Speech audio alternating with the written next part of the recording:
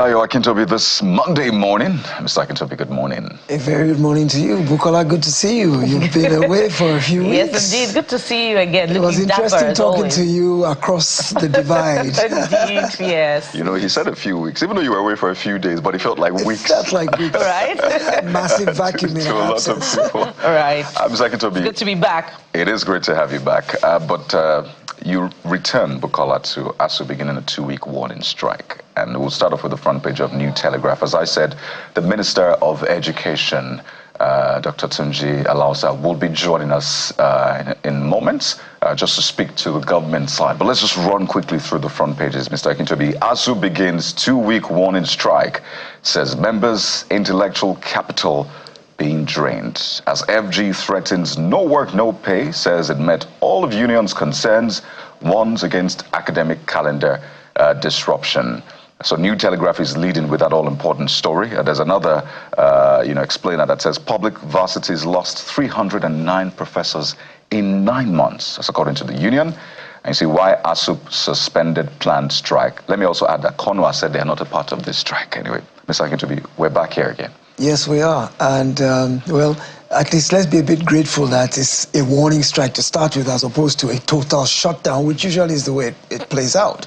The grievances are long drawn out. Apparently, there's a 2009 agreement that was signed between the government and ASUU that ASUU claims has not been implemented. But when you listen to the government side, they say they've met all their demands. So where is the truth? It lies somewhere in the middle. Apparently, ASUU is obviously not pleased with some of the things. I remember the last strike it had a few years ago. And let's give this government some kudos. We haven't had a strike. At least the strikes are not as incessant as they used to be once upon a time. We haven't had a strike in quite a number of years. And I think ASUU has been relatively patient because if you remember the last strike, part of the issues were that the strike before that, they never got settled in terms of the work they did, the pay they didn't get. And then there's all the historical issues of their emoluments, promotions, gratuities, pensions. It's been a continuous tug of war between the two parties. And at the end of the day, it's always the Nigerian student that suffers. I mean, for us to have this kind of shameful mantra that you know when you will enter university, you can never predict when you will leave. That is really shameful in 2025. And it shouldn't ever have to get to the point where we have a strike, because at the end of the day, they're still going to sit down and resolve this issue at the negotiating table. So why don't we do it before the issues get to the fore, to a point where we don't have to down tools, shut the whole system down? So I listened to both sides, and I'm glad the Minister of Education is coming on after we do this review so that he can explain the government's position, because I think it's important that the public should understand what the grievances are, because we just know we're on the receiving end, and we don't know at whose feet to lay the blame, because there's a he said, she said issue to where I don't even know who's telling the truth anymore. The government is saying we've met all their demands, and so government is bringing out the big stick now and saying if you go on this strike for the period you're on strike, we will not pay you, which of course is part of the problem, is to do with their pay. So if all of a sudden now they're not getting pay on top of the issues relating to their pay, then it worsens the situation.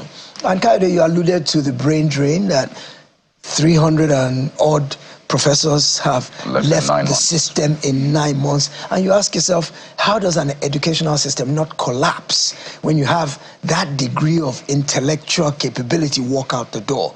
How do we continue to maintain educational standards if we're losing those who are here to impart knowledge? And what is even scarier is that you don't see anybody in the upcoming generation opting for teaching as a profession. The colleges of education are not able to recruit anybody anymore, and you don't see new entrants. There are many going out, you don't see new ones coming in. So wherein lies the hope for our educational sector? And then you compound it with issues of disagreements over pay for even the few that have stayed, that need encouragement, because the slightest little thing is enough to push a person. They just need a little catalyst to light a fire under them to go. And I think we should appreciate those who have stayed despite the hardship. When you look at their colleagues who have sought greener pastures elsewhere, it didn't take much for them to choose to leave. And those who have stayed, it's a sacrifice on their part. And I think we should recognize that and bend over backwards to keep them here. This is a time when we need to encourage them, not discourage them by not paying their emoluments or not increasing their pay or not giving them gratuity. These are little quibbles that we can afford to sort out. And that's quite instructive. Is the government, looking the way of these ones who have made the sacrifice to stay? Is there disposition towards negotiation, telling that story? Well, I think the answer lies in between the lines somewhere. Yes. Let's go to the Vanguard newspaper. And the Vanguard newspaper trails on another subject matter, but just as important. Non-oil exports, local investors lose out of 4.8 trillion naira boom. Let's see if the riders provide some insight. Foreign rivals wielding cheap capital, sidestepping export rules, outmuscle local operators. Stakeholders decry funding crisis, port bottlenecks. Analysts demand shift to value addition. NEPC reacts. And, Secretary, this puts a question mark on the progress that the administration is reporting as far as balance of trade is concerned and all the other economic variables that look like a positive. But what are your thoughts on this one? We discussed this last week when we were talking about mining. I remember very well on this show that there was a report then that said that it was the foreign investors that were taking advantage of our mining sector.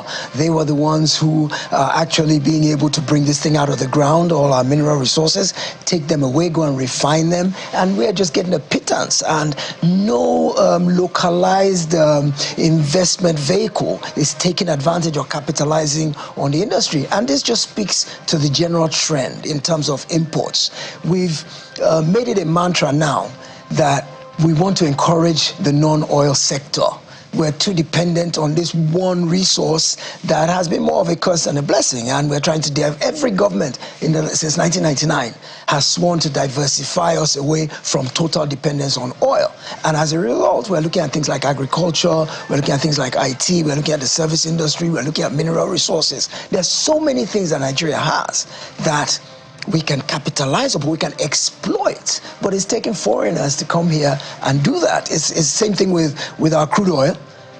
It comes out of the ground, somebody else goes to refine it, and it's when it's a finished product that you can maximize the value. When it is still in its raw state, if you haven't taken it through the process by which it now becomes usable to an end user, then you don't maximize the value in that resource. And of course, the foreigners have recognized that. That's why you see every plane coming to Nigeria, 3/4 of the people on it are foreigners. And you ask yourself, everybody, all the planes going out are full of Nigerians. All the planes coming in are full of expatriates. What do they know that we don't know? There's something here, clearly, that confers economic advantage, because there is a mad rush of foreigners coming to this country. So you ask yourself, what do they see that we are missing to where, our local talent is not capitalizing upon our rich environmental advantages that are second to none anywhere in the world?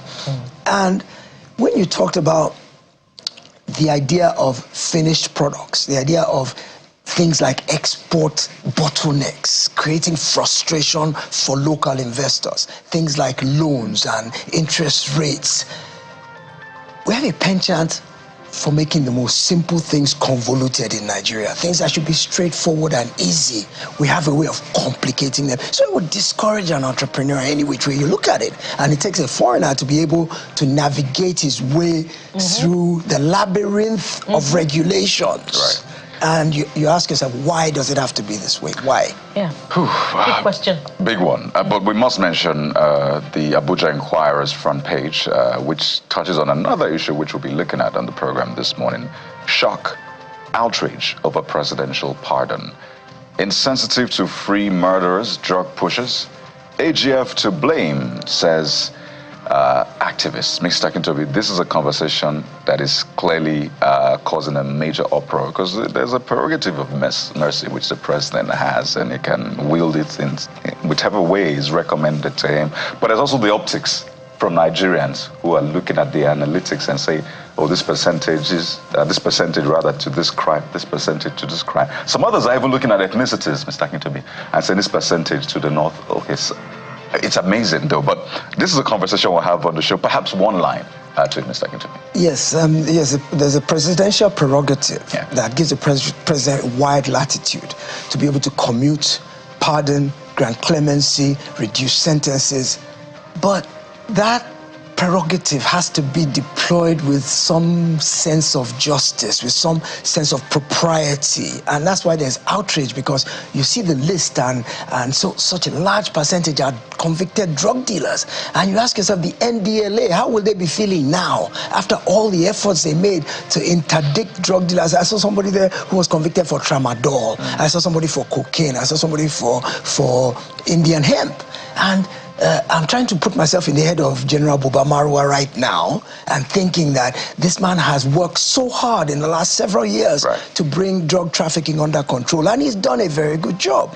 And then to see his efforts kind of washed down the drain by a presidential prerogative, it's discouraging to those who are in the drug fights. It's discouraging to those who are in the security forces who are trying to stop kidnapping when you see kidnappers let go. I saw the name of a few murderers. And I asked myself, why was it necessary? I know that as a politician, and it's done in America, it's done everywhere else, when elections are coming, you look at how to position yourself for electoral advantage. But I don't see any advantage in any of these pardons. You can say, well, it was on a humanitarian basis, but how does the family of a murder victim feel to see the person who killed their family member be let go after 9 years or 10 years? On what grounds?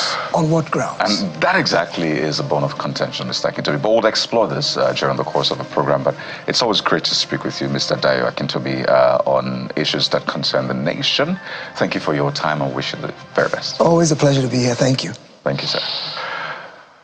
We'll take a moment now, and when we return, Nigeria's Minister of Education, Dr. Tunji Alausa, joins us on the program to speak to this all-important ASUU strike. Stay with us, we'll be right back.